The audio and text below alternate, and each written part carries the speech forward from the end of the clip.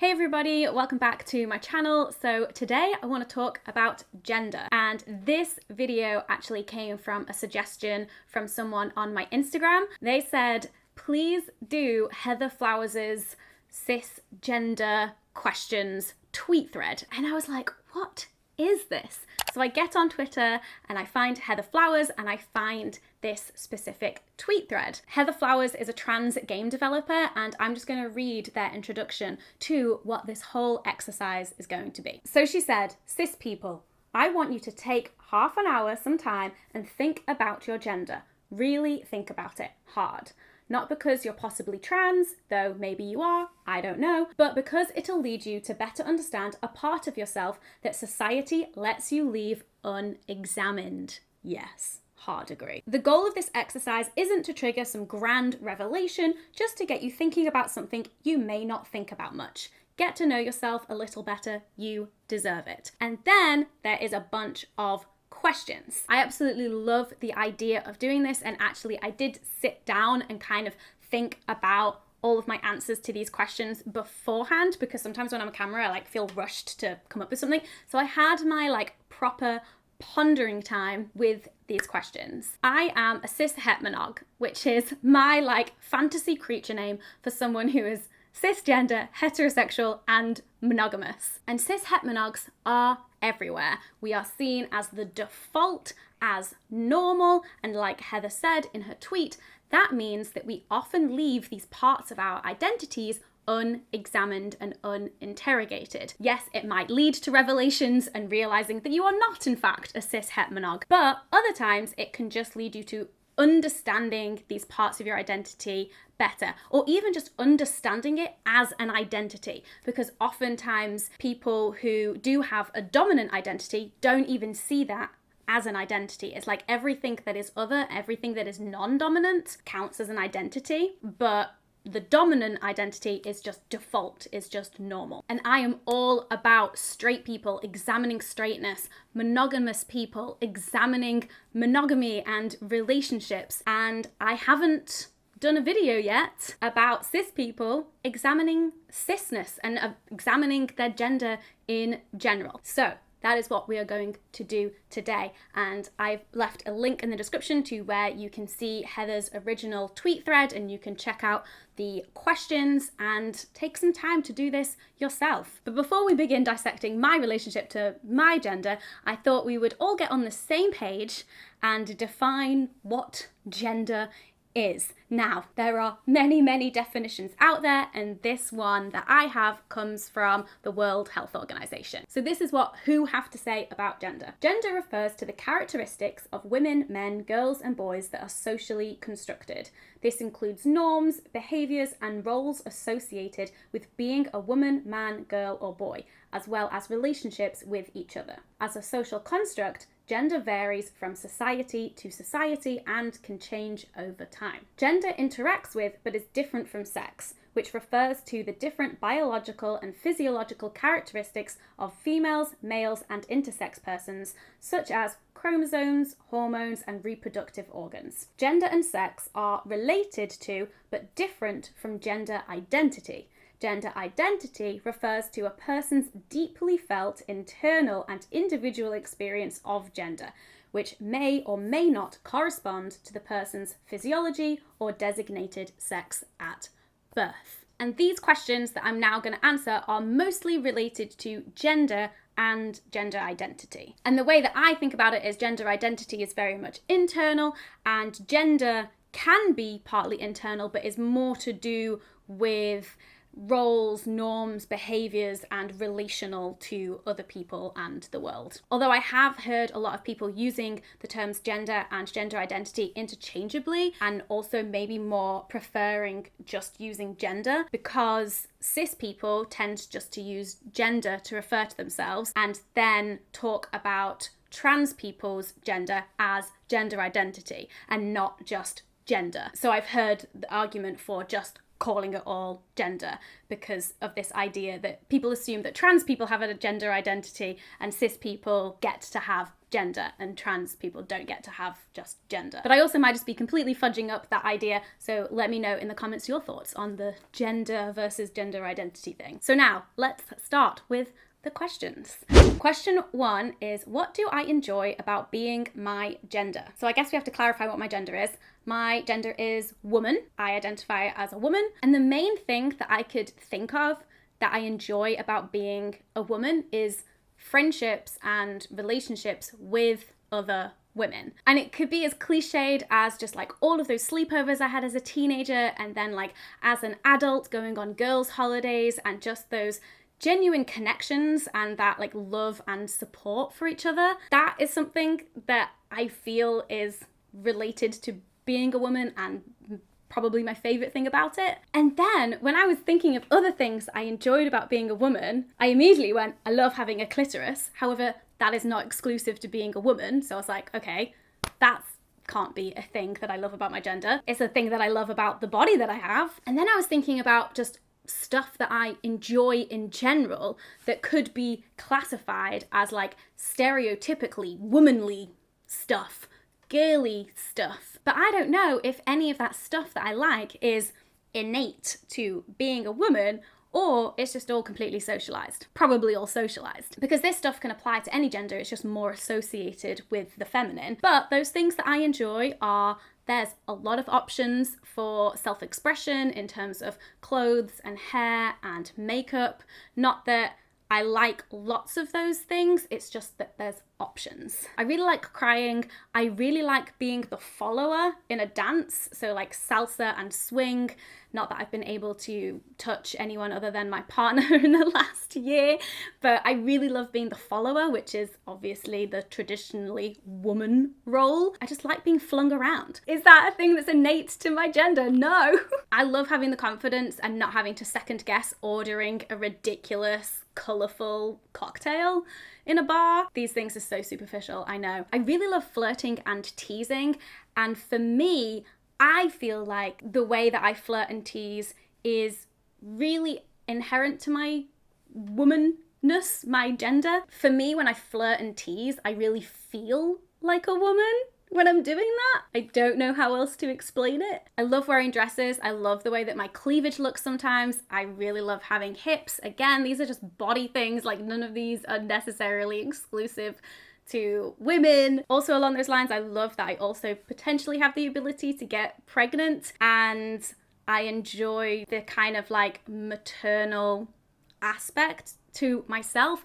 But I know that not all women feel that, but I personally love kids and really love the idea of being a mum, being a parent, and I like aesthetically pleasing things like artwork and interior design. And again, all of these things are not exclusive to women, and also not all women. So I'm already confused. I would say out of all of those things, in terms of what is specifically my gender and also feels like it is connected to my gender, is friendships with women and flirting and teasing. Like, everything else is either socialized or is actually to do with my physiology, not my gender. The second question is, why do I identify with my gender? At first, the best that I could come up with for this question is, it just feels right. And then the more I thought about it, is that answer is actually enough, and it should be enough. But then with all of those things that I said before, I was like, do I even have a gender identity if all of these things that I associate with and like about my gender are actually socialized and not something innate to womanhood? Like, is anything actually innate to womanhood? I don't know. But we're going deeper. I didn't stop my thought processes there. I was like, why do I identify with being a woman? Like, why? And I realized that when I'm referred to with she, her pronouns, when people call me a girl, a woman, a lady, like, that feels good, that feels fine. Like, I don't experience any kind of like, that's not me, that's, no, who are you referring to? Like, I'm like, yes, hello, that is me. I am woman, I am lady, I am girl, like, that's even fine for me. Like, she, her, I'm like, great. And then the other thing I then realized is that in pieces of art, so like music, song lyrics, or in like movies and TV shows, I always find myself relating to the female characters. And then in song lyrics, whenever it's like girls, women, I like feel that. Like the emotions in that song behind referring to women, referring to girls, I really resonate with that. And like it's felt on like a deeper level. I'm like, oh, that is me. So I identify with my gender because it just feels right. And I get this sense of belonging and good feelings and euphoria when I'm referred to as a woman and in the way that I relate to other women or representations of women. What gendered expectations do I put on myself? Do I enjoy those expectations? Why or why not? The main one that I can think about is like hair removal on my legs and my armpits. I've just always had really mixed feelings about this.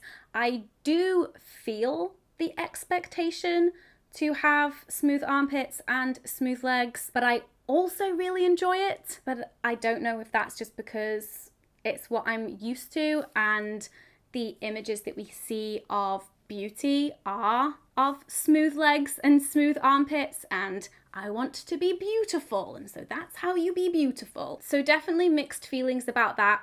Sometimes I hate it, and then sometimes I genuinely like really enjoy having a moment of having like smooth legs and like, ooh, smooth and shiny. So that changes day to day, week to week, month to month. The next gendered expectation that I put on myself, but I don't know if I like actively put on myself, it just kind of like happens. And that's when it's like really insidious because you're just like, how did this happen? And this is one that I really don't like, but it just turns out I'm really good at it. And I hate being good at it. And that is like being the household manager and like doing the emotional labor of the household. And by that, I kind of mean things like remembering family members' birthdays and making sure cards are sent, making sure all of our family members' Christmas presents were wrapped and sent by Christmas, because obviously we spent Christmas alone this year, and so we had to like send everyone's presents out. And yes, I'm good at it because I'm the organized one, but it also feels like it's a gendered thing. And like, it's my responsibility to remember things, and it's my responsibility to like keep up with the families and make sure everyone is like happy with their presents, everyone got it sent out in time, everyone got their like birthday cards in time, like have you called your mum recently, like, you know, it's that I don't like, but I'm so good at it. So the next question is, what gendered expectations do I put on others? Now, in my personal life, none, I hope, but that's probably not true. But I like to think the more that I know someone and I know them as an individual with all of their specific wants, needs, desires, strengths, and weaknesses, I would put less gendered expectations on someone that I knew better. I will say that I do expect Dan to do more of the manual labor tasks in the house. Maybe that's hypocritical of me because I'm like, I do all the emotional labor and I don't like it, and then I expect him to do all the manual labor. But he is honestly bigger and stronger than me and better at those things than me. But then I will say, with meeting new people and interacting with strangers, when it comes to first impressions, I very much default to expecting them to behave in a certain way or identify in a certain way depending on how they look to me and how their gender is being expressed and is being presented. But then after a little bit of an interaction and being corrected and just like, oh, okay, never mind, I then adjust myself and correct those thoughts. And I really hope I don't put them outwardly on someone else. Like, I really hope that it's definitely all happening internally. And ideally, I get to a place where that doesn't even happen internally, and I just kind of take someone as a complete blank slate until they give me information about themselves. I don't think that is possible in the way that like we react to people and the way that we relate to other people, especially in terms of like how we do express ourselves in our dress and in our presentation. It is sending messages to people about certain things. We might get the wrong message, but you're constantly being fed information about someone. So it's impossible to really take someone fully as a blank slate without your brain like filling in the gaps with all of the gender norms that it's been fed for your entire life. But it's good to like be aware of that and like try and like rein it in, and definitely do not put it onto someone else, and just let them tell you about themselves. How do societal pressures affect my gender presentation? So I definitely present my gender in things like hair, makeup, and clothes. When it comes to my hair and clothes, I definitely feel really secure in the fact that I'm doing with those what I want. I can't be completely immune to societal pressures there, but when I make choices about my hair and what clothes that I wear, I always like feel good about it. There's no mixed feelings there. I'm not like, oh, but I have to have it like this, or I feel like I should have it like that. Like, I don't get those feelings at all. However, makeup is a different story for me, because I definitely feel those societal pressures. In my dream society, either all genders have the same pressure to wear makeup as women currently do, or none of us do. And it's not that I don't like wearing makeup. Like, obviously I'm wearing makeup right now. I've got a red lipstick on and I think I look banging. It's just the expectation of like a slight everyday makeup look to be like women's default face. Like, a man's default face is with no makeup on it.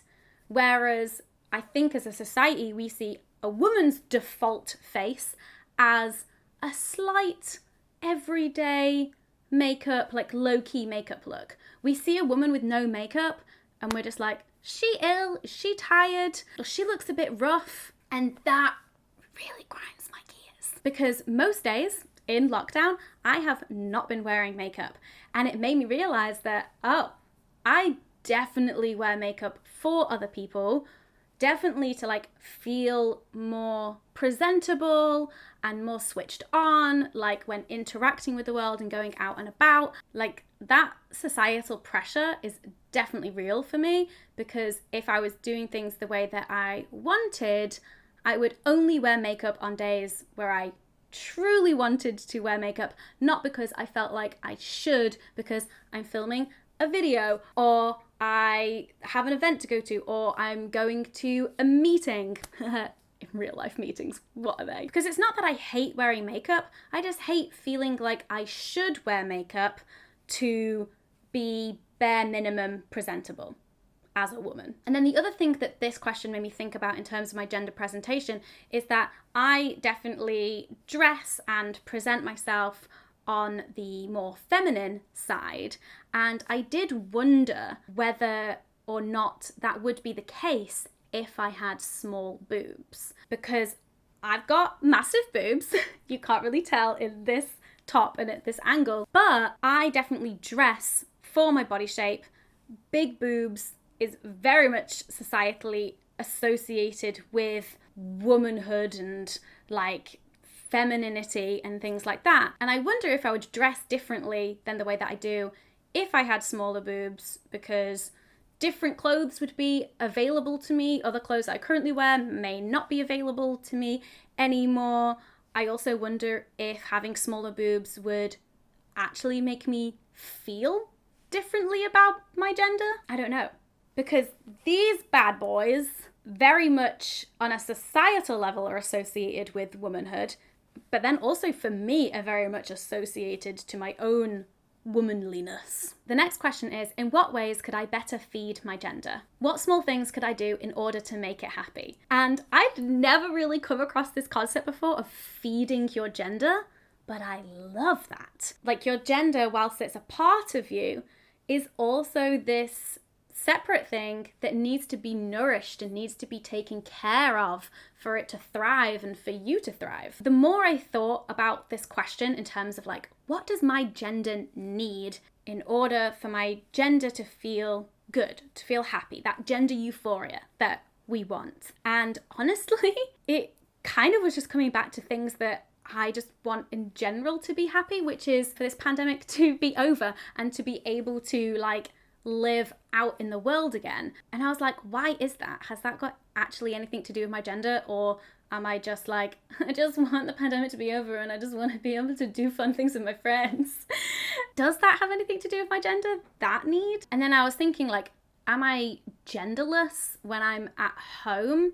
Because, like, from that definition at the beginning of gender, and how much of it is to do with behaviors and societal norms and roles in relation to our society and in relation to other people. And if I'm just at home by myself and not interacting with the world, do I even have a gender if it's not relating to other people? I guess it's relating to myself and it's relating to my partner, but I don't know where that train of thought is going, if it even makes sense. Like, when I'm at home, I'm just Hannah, but when I'm out in the world, and that could even be the online world, in fact, I'm Hannah who is a woman. I don't know if this thought is going anywhere. I don't know what the difference is between feeding myself and feeding my gender.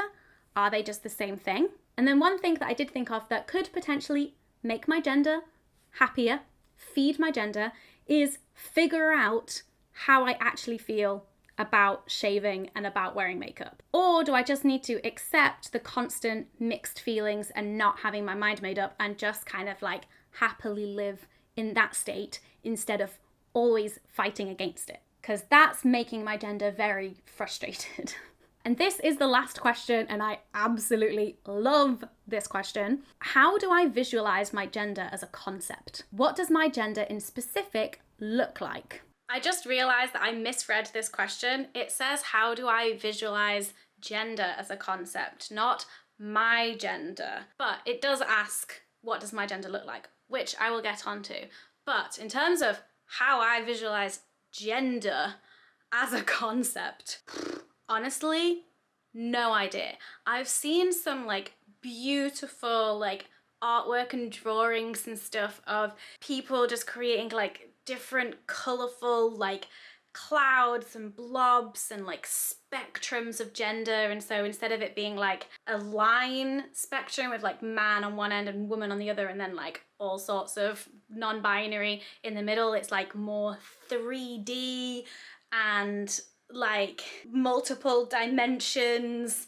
And I'm definitely like more for that kind of thing. Like the more time I spend thinking about gender, I get into like a similar state of being overwhelmed as I do when I think about space and like the size of the universe. I'm like, there are billions and billions and trillions of stars and galaxies and just like all sorts out there that I do not know.